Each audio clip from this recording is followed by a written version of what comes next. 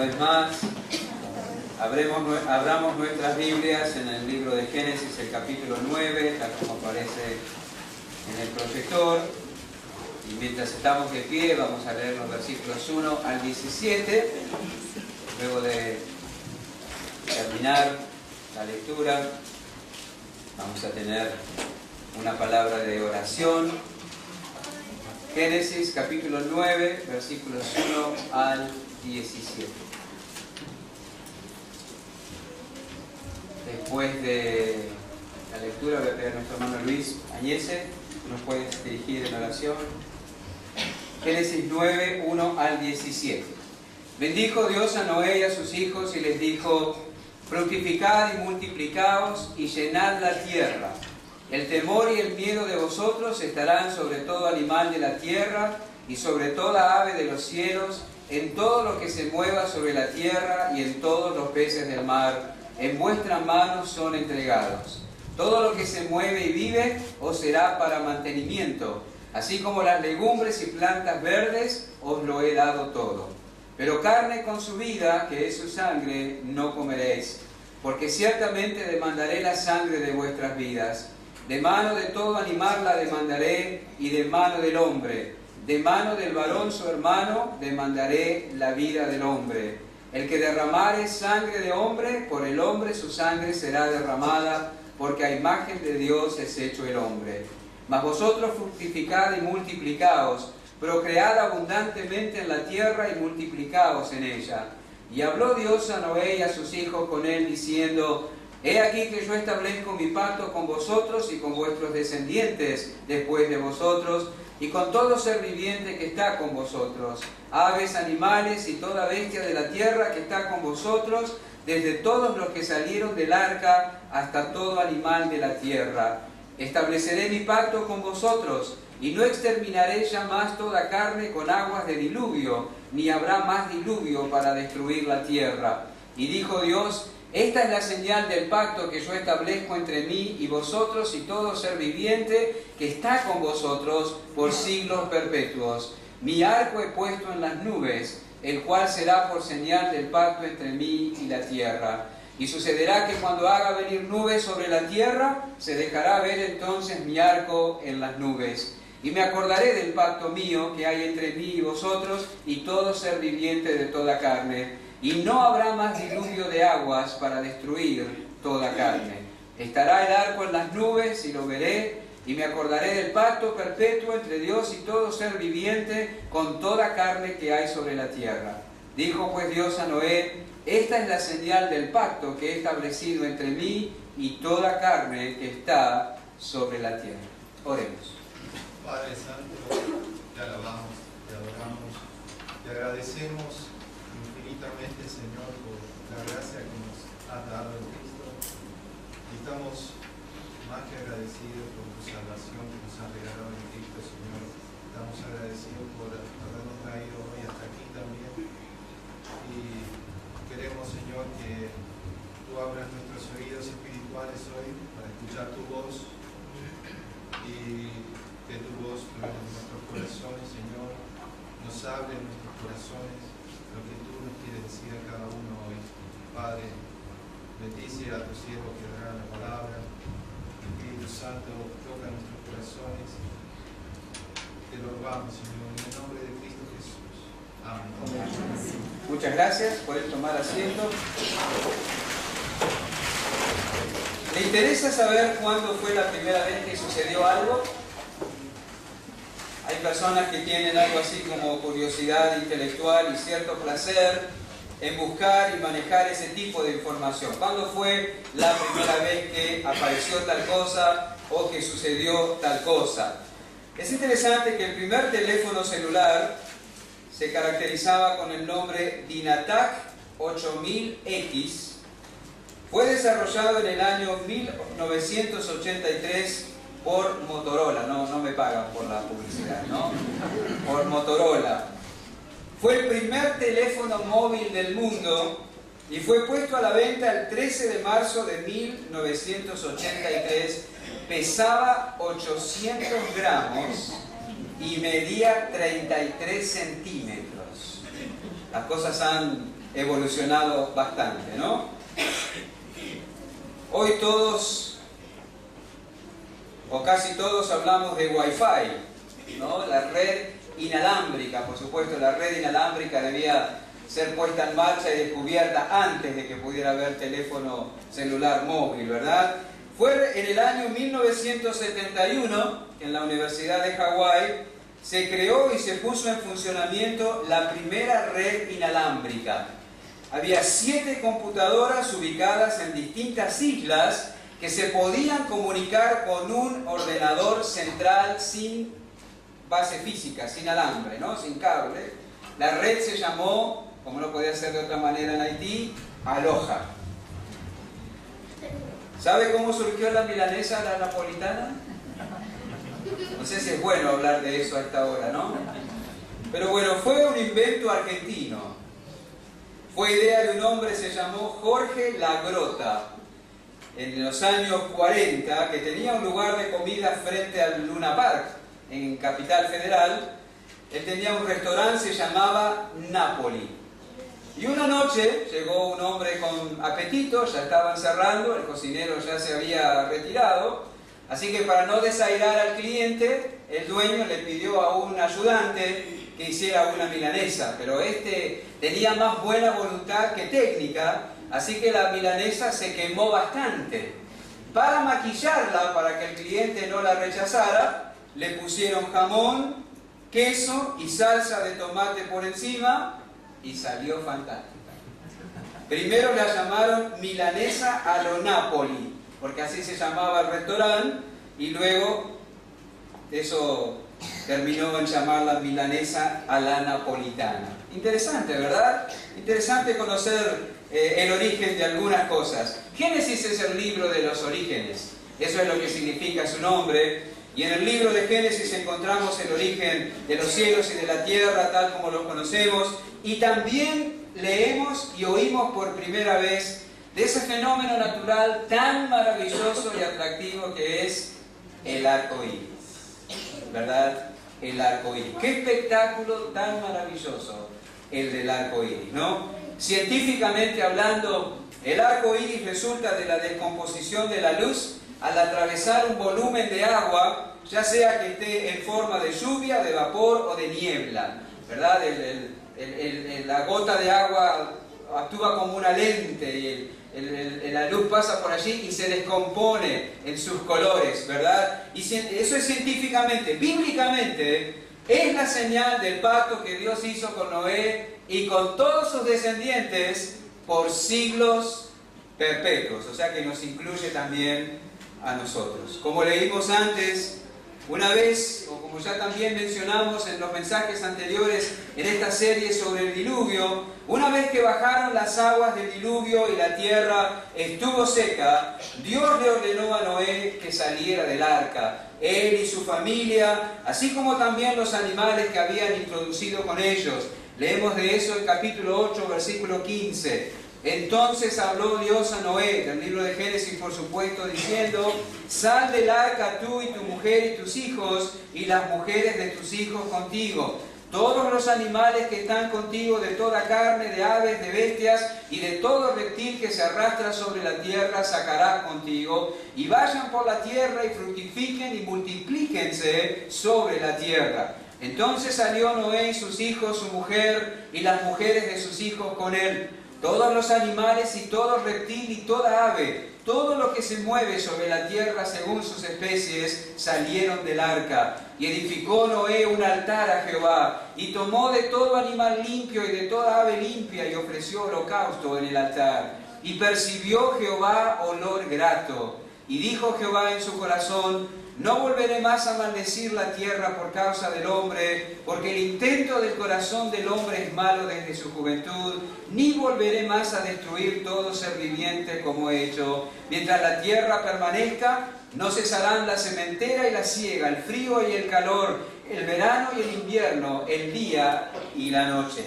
Así que Dios le ordenó a Noé salir del arca, él, su familia y todos los animales que habían introducido para ser guardados del diluvio. Ya fuera del arca Seguro Noé y su familia disfrutaron del aire puro de las montañas y de las tierras altas del Ararat, tal como señala la Escritura, que es el lugar donde se posó el arca. Y delante de ella, de esa tierra nueva, su familia, delante de ellos, Noé y su familia tuvieron un planeta limpio, ¿verdad? Sin los gigantes, sin aquellos varones de renombre, llenos de confianza en sí mismos y adoradores de sus propios seres. Una tierra sin violencia, una tierra sin aquella sociedad corrupta que había dado lugar al juicio de Dios en el diluvio. Estaban realmente ante un nuevo comienzo. Y ante esa situación Noé sabía muy bien lo que tenía que hacer. La Biblia dice que él comenzó por adorar a Dios, ¿verdad? Una vez que salió del arca. Leemos así en el versículo 20 del capítulo 8, que Noé construyó un altar y edificó sobre él como ofrenda de los animales limpios que había transportado en el arca. Qué bueno, ¿verdad? El padre tomando la iniciativa, llamando a su esposa, llamando a los hijos, reunámonos en torno al altar, ofrezcamos este sacrificio de alabanza y de gratitud al Dios que nos ha mirado con gracia y que nos ha salvado y guardado de este juicio que ha traído ruina sobre el resto de la humanidad. Qué buena costumbre para imitar, ¿verdad? Nosotros como padres en casa de Noé. Tenemos la costumbre, padres, hombres, de reunir a la familia para adorar y agradecer al Señor al salir de una situación exigente a la que habíamos sido introducidos y en la cual, o en medio de la cual fuimos guardados. ¿Tenemos esa costumbre? Probablemente tenemos la costumbre de orar cuando vemos que se aparece un problema, se presenta un problema. Pero ¿qué cuando salimos del problema? ¿Qué cuando la solución se presenta? ¿Qué cuando la necesidad se satisface? ¿Qué cuando el intrincado se desenreda? ¿Qué hacemos? ¿Nos olvidamos, seguimos, respiramos aliviados o construimos un altar, reunimos la familia y adoramos al Señor en gratitud? El Salmo 121 dice: Jehová guardará tu salida y tu entrada, ¿verdad? Y podemos tomarnos el permiso de parafrasear y decir que no solo debemos clamar al Señor al entrar en una situación difícil, también debemos adorar al Señor al salir de esa situación difícil. Seguro Noé oraba al construir el arca, ¿verdad? ¿Piensan que no? Seguro que sí. Seguro que él clamaba en su interior diciendo: oh Jehová, guárdanos como lo has prometido. Y ahora, al salir del arca, viendo la fidelidad de Dios, el cumplimiento de la palabra de Dios, el poder de Dios, la gracia de Dios manifestado a favor de él y su familia, seguro oró: oh Jehová, gracias por guardarnos como lo habías prometido. Maravillosa esa costumbre. Debiéramos imitarla. Si hacemos eso, vamos a imprimir en nuestros hijos la conciencia de nuestra dependencia continua de Dios. Y vamos a colocar sobre quien corresponde el mérito por las bendiciones, por las soluciones, por las salidas. Este tiempo de solaz, esta necesidad satisfecha, esto lo tenemos gracias al Señor. Y oramos alabando a nuestro Dios. Y eso fijará hitos en nuestro andar con el Señor. ¿Cómo reaccionó Dios ante esa ofrenda? Versículo 21 del capítulo 8. Y percibió Jehová olor grato, y dijo Jehová en su corazón: no volveré más a maldecir la tierra por causa del hombre, porque el intento del corazón del hombre es malo desde su juventud, ni volveré más a destruir todo ser viviente como he hecho. Dice: percibió Jehová olor grato. Percibió Jehová olor grato. Dios experimentó complacencia. Experimentó complacencia. El dolor que había embargado el corazón de Dios durante el tiempo en que la humanidad había corrompido su camino y había llenado la tierra de violencia, porque recuerden eso en Génesis capítulo 6, cuando Dios miró cómo toda carne había corrompido su camino sobre la tierra, la Biblia dice, le dolió en su corazón. El dolor que Dios había experimentado al ver la corrupción sobre la tierra por causa de la maldad del hombre, fue reemplazado por el gozo de ver a una familia agradecida, que se deleitaba en adorar, en alabar, en buscar el rostro de Jehová. Qué distinto lo que Dios vio antes del diluvio y lo que ve después del diluvio. Antes del diluvio, corrupción, maldad, violencia. Luego del diluvio, gratitud, sumisión, alabanza, adoración. No lo duden, hermanos, trae complacencia al corazón de Dios el ver a una familia reunida en torno al altar en adoración. Tampoco duden que trae complacencia al corazón de Dios, ¿verdad? Ver a su pueblo reunido en comunión, en torno a su palabra, expresando, manifestando adoración y sumisión, amor, servicio mutuo. La Biblia dice en el Salmo 133 que allí envía Jehová bendición y vida eterna. Dios se complace cuando el pueblo suyo se reúne en adoración y gratitud. Ahora, Dios sabía que Noé y su familia no eran perfectos, sabía que la maldad aún estaba presente y actuando en el corazón del ser humano, pero había preservado a esta familia con la mira de proveer a aquel que traería o que trataría con el pecado y todas sus consecuencias en una forma definitiva. Había preservado a Noé a través de la descendencia del cual vendría el Señor Jesucristo. La simiente de la mujer fue preservada y de ella se levantaría aquel que heriría a la serpiente en la cabeza. Gracias al Señor. Como consecuencia de la disposición correcta del corazón de Noé y su familia, Dios los bendijo. Y como leímos allí en capítulo 1, versículo 1 del capítulo 9, bendijo Dios a Noé y a sus hijos, ¿verdad? Los bendijo por la disposición correcta de corazón que ellos tenían para con Dios. Pero además, mientras permanecían en torno al altar, les dio instrucciones sencillas y claras para la vida. Ya lo leímos en cuanto a qué comer. Ahora no solamente le fueron dados las legumbres y las plantas verdes, también todo lo que se mueve y vive sería para mantenimiento del hombre. El único freno, la única limitación es no comer carne con su vida, que es su sangre, ¿verdad? Y luego habla del valor de la vida del hombre. Solamente con la vida del hombre se puede pagar la vida del hombre. Dios le dio instrucciones sencillas y claras a Noé, ¿verdad?, en cuanto a cómo vivir. Y también, y a eso quiero prestar especial atención, llevó a cabo un pacto con la humanidad. Según leemos a partir del versículo 8 del capítulo 9, Dios se comprometió a que jamás volvería a acabar con la vida terrestre mediante un diluvio.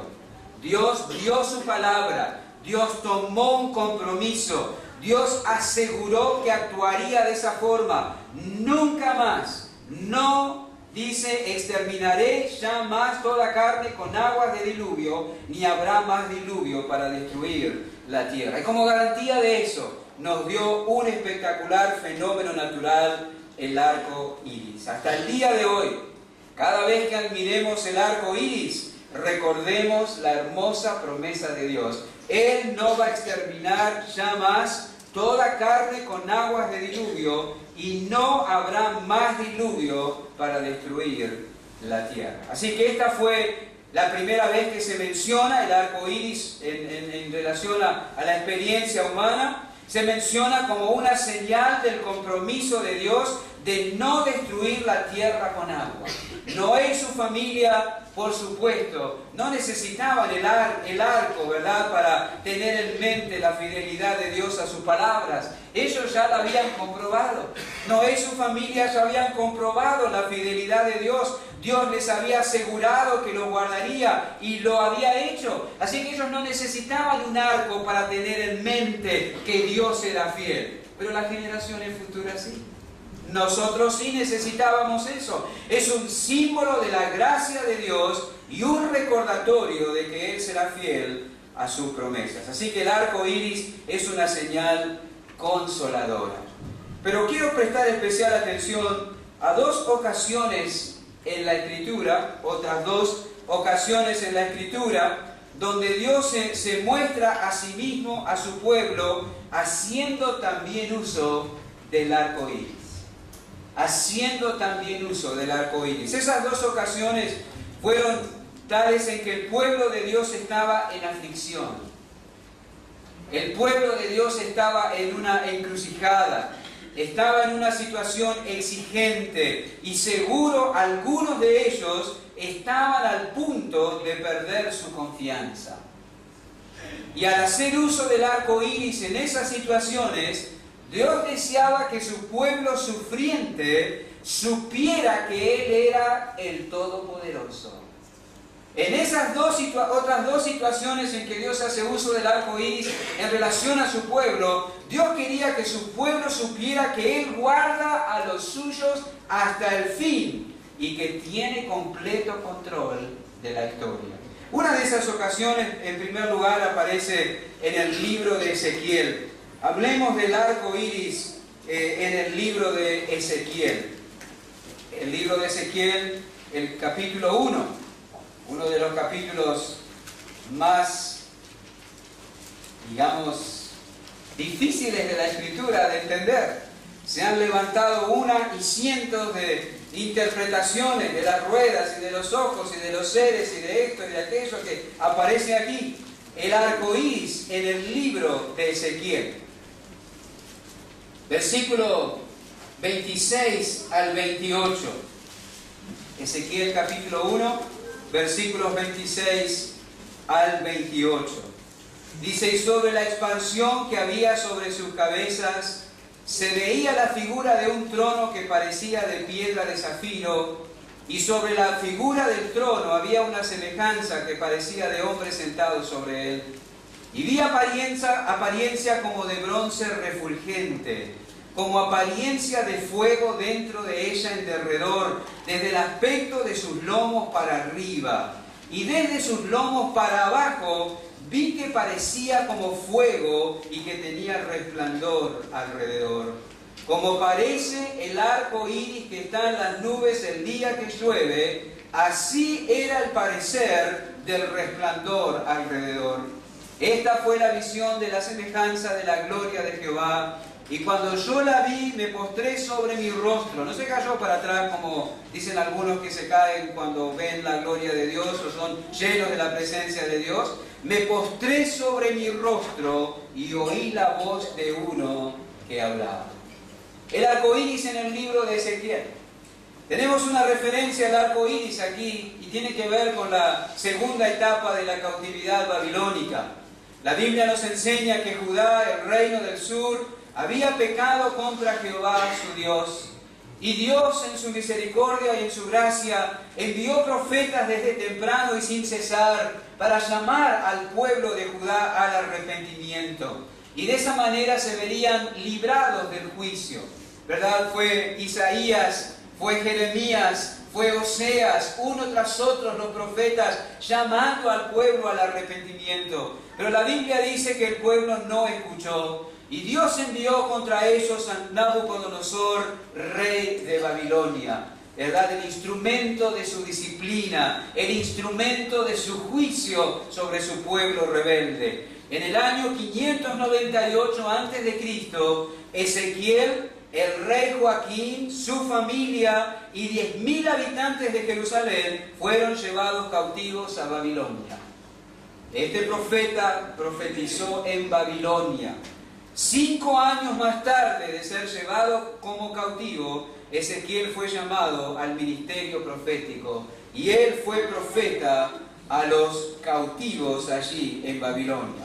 Él advirtió a los cautivos que Jerusalén y el templo serían destruidos por el pecado del pueblo, y leemos destellos de ese juicio y de esa condición y de eso que Dios estaba planeando hacer aquí en el capítulo 1 de su libro. Ahora, no todos los judíos habían sido llevados cautivos en esa primera oportunidad. Algunos aún permanecían en Jerusalén. ¿Y saben qué? esos que permanecían en Jerusalén vivían en un mundo imaginario. Vivían en un mundo irreal. ¿Por qué decimos eso? Porque aunque habían llenado el templo de Jehová de ídolos y de altares para otros dioses, ellos seguían pensando que Dios aún permanecería entre ellos. Esa era su pensamiento, era su imaginación. Ustedes pueden leer el libro de Ezequiel. El profeta puede ver a través de las paredes del templo las abominaciones que aquel pueblo cometía dentro de la casa de Jehová. Y aún así ellos pensaban que en esa condición ellos contaban todavía con la presencia y con el favor de Dios delante de ellos. Y no solo eso, se compadecían de los que habían sido llevados cautivos a Babilonia, porque supuestamente, pensaban ellos, al estar lejos de Jerusalén, estaban lejos de Dios mismo. Fíjense qué criterio. Viviendo en el pecado, Dios está con nosotros. Aquellos que fueron llevados cautivos lejos del templo, Dios no está con ellos, pero estaban equivocados. Y Ezequiel fue enviado para decirles a estos que pensaban que aún en su pecado Dios estaba con ellos, que estaban equivocados, y para animar a los cautivos, asegurándole que Dios permanecía con ellos a pesar de que estaban lejos de Jerusalén. Esta es una visión impactante, la de Ezequiel capítulo 1, una visión en que Dios es presentado como ocupando un carro celestial con ruedas, en el que Él iba sentado en un trono, propulsado ese carro por seres celestiales. Algunos dicen que las ruedas son los ovnis y no sé cuántas cosas más, pero el último capítulo del libro, versículo del capítulo, nos dice lo que era. Esta fue la visión de la semejanza de la gloria de Jehová. Una aproximación, porque es imposible describir la gloria del Altísimo. Es imposible. Pero Ezequiel vio una semejanza de la gloria de Jehová. Y más que eso, en aquella visión se mostraba que la gloria de Dios abandonaba la ciudad y se ubicaba sobre la cumbre del Monte de los Olivos a más de 1 kilómetro de Jerusalén. Presten atención conmigo al capítulo 10 del libro de Ezequiel, capítulo 10, versículo 1 al 5. Miré, y he aquí en la expansión que había sobre la cabeza de los querubines, como una piedra de zafiro que parecía como semejanza de un trono que se mostró sobre ellos. Y habló al varón vestido de lino y le dijo: entra en medio de las ruedas debajo de los querubines y llena tus manos de carbones encendidos de entre los querubines y espárcelos sobre la ciudad. Y entró a vista mía. Y los querubines estaban a la mano derecha de la casa cuando este varón entró, y la nube llenaba el atrio de adentro. Entonces la gloria de Jehová se elevó de encima del querubín al umbral de la puerta, y la casa fue llena de la nube, y el atrio se llenó del resplandor de la gloria de Jehová, y el estruendo de la sala de los querubines se oía hasta el atrio de afuera, como la voz del Dios omnipotente cuando habla. Capítulo 11, versículo 22, unas páginas más adelante. Después alzaron los querubines sus alas y las ruedas de en pos de ellos, y la gloria del Dios de Israel estaba sobre ellos. Y la gloria de Jehová se elevó del medio de la ciudad y se puso sobre el monte que está al oriente de la ciudad. Luego me levantó el Espíritu y me volvió a llevar en visión del Espíritu de Dios a la tierra de los caldeos, a los cautivos. Y se fue de mí la visión que había visto. Y hablé a los cautivos todas las cosas que Jehová me había mostrado. Impresionante. La gloria de Dios que moraba en la ciudad de Jerusalén salió del templo, se levantó por sobre la ciudad, salió de la ciudad y se posó sobre el monte de los olivos. Dios no podía permanecer más en medio de su pueblo rebelde. No lo podía hacer. Además, Ezequiel le aseguró a los cautivos que Dios sería su santuario a donde estuviera. ¡Qué maravilloso mensaje! Los cautivos no estaban abandonados ni desamparados. Dios estaba con ellos, pero por otro lado los rebeldes de Jerusalén estaban equivocados. La gloria de Dios abandonaba la ciudad. Esta es una visión impactante. Dios no comulga en ninguna forma con el pecado, sea quien sea que lo comete. Solo si andamos en luz como Él está en luz, tenemos comunión con Él. ¿Quién es la luz? Este es el mensaje que hemos oído de Él y os anunciamos. Dice el apóstol Juan en su primera carta, capítulo 1, versículo 5. Dios es luz y no hay, ¿cuál es la palabra que viene? Ningunas tinieblas en Él. Ningunas. Dios no podía seguir morando en el templo, en la ciudad de Jerusalén, porque allí vivían en pecado. Y Él no puede comulgar con el pecado. Y la luz se refiere a una absoluta separación del pecado. Si nosotros permanecemos en nuestros pecados conocidos, sin aborrecerlos, sin confesarlos, sin abandonarlos, Dios no tendrá comunión con nosotros, ni nos bendecirá. Y eso es lo que necesitaban saber los que se quedaron en Jerusalén. Y necesitaban saber los cautivos, que Dios estaba aún a favor de ellos, aunque habían sido llevados hasta allí en disciplina. Miremos, volvamos al capítulo 1, versículos 13 y 14.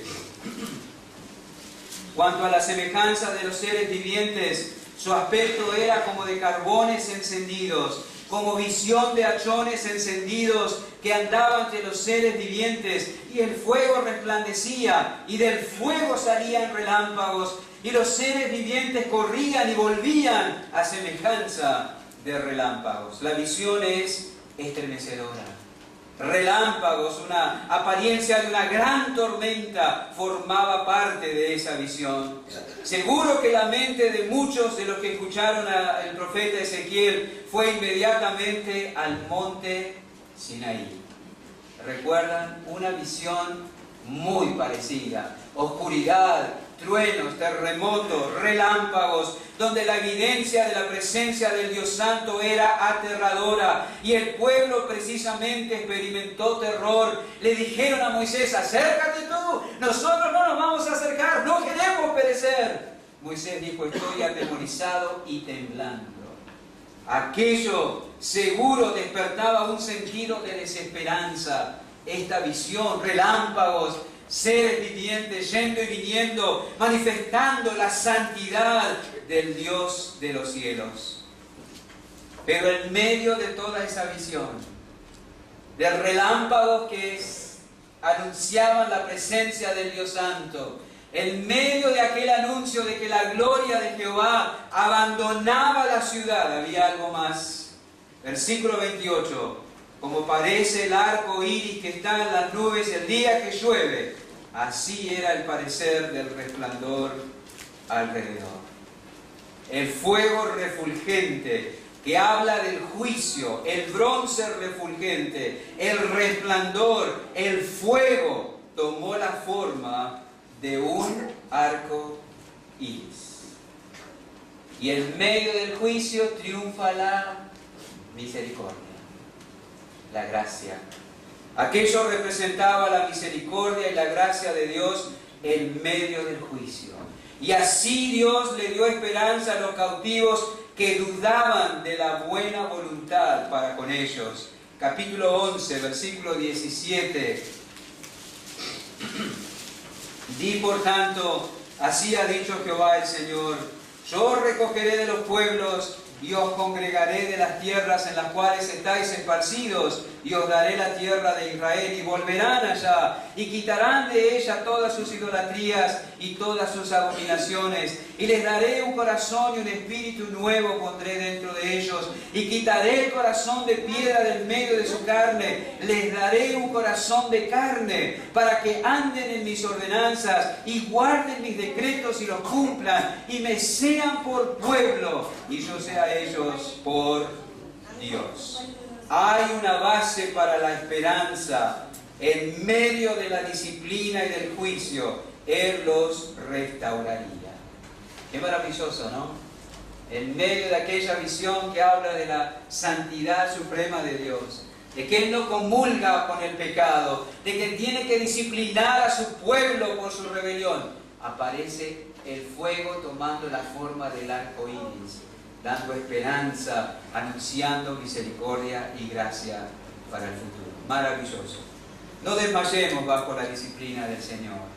La disciplina trae y produce buenos frutos, excelentes frutos. La disciplina no es evidencia del desinterés de Dios sobre ti. Al contrario, la disciplina es la evidencia del interés amoroso de Dios por tu bienestar espiritual. En el fuego de la prueba, el fuego toma la forma del arco iris, la esperanza y la promesa. El arco iris en medio del fuego, en la visión de Ezequiel, aseguraba eso. Y en segundo y último lugar, la otra ocasión en que aparece también el arco iris para animar al pueblo de Dios que sufre está en el libro de Apocalipsis. El arco iris en el libro de Apocalipsis.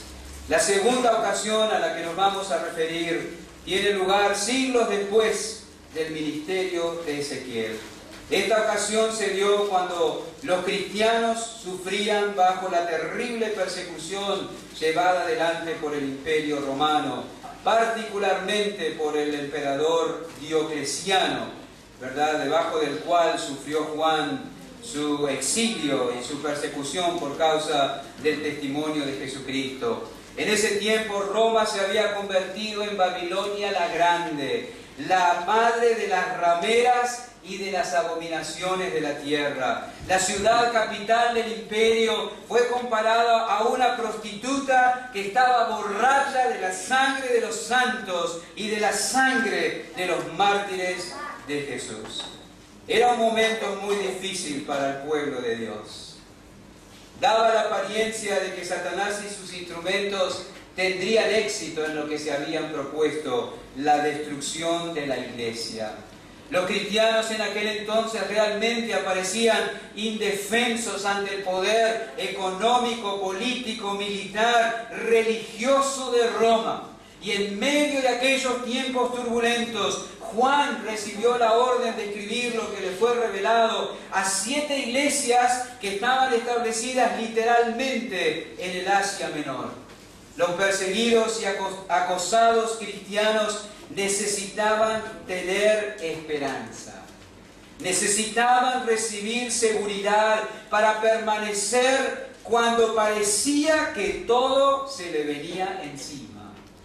Los cristianos en el tiempo del Apocalipsis necesitaron saber que su destino no estaba en manos del emperador, sujetos a sus caprichos, sino en las manos del Todopoderoso, el Dios de los cielos. Y esos cristianos necesitaban ver lo invisible. Y para eso vino la profecía a Juan.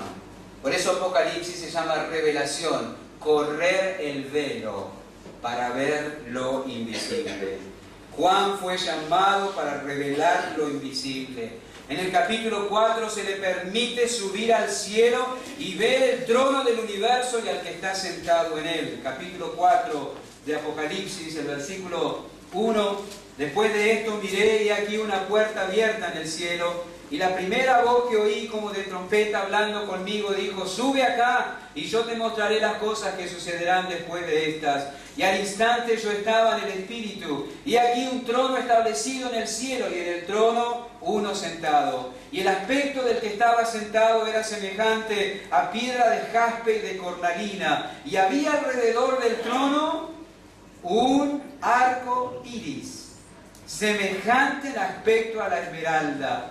Y alrededor del trono había 24 tronos, y vi sentados en los tronos a 24 ancianos, vestidos de ropas blancas, con coronas de oro en sus cabezas. Y del trono salían relámpagos, truenos y voces, otra vez, y delante del trono ardían 7 lámparas de fuego, las cuales son los 7 espíritus de Dios. Y delante del trono había como un mar de vidrio semejante al cristal, como cantamos, y junto al trono y alrededor del trono 4 seres vivientes llenos de ojos delante y detrás. El primer ser viviente era semejante a un león, el segundo era semejante a un becerro, el tercero tenía rostro como de hombre y el cuarto era semejante a un águila volando. Y los 4 seres vivientes tenían cada uno 6 alas y alrededor y por dentro estaban llenos de ojos y no cesaban día y noche de decir: Santo, santo, santo es el Señor Dios Todopoderoso, el que era, que es y el que ha de venir.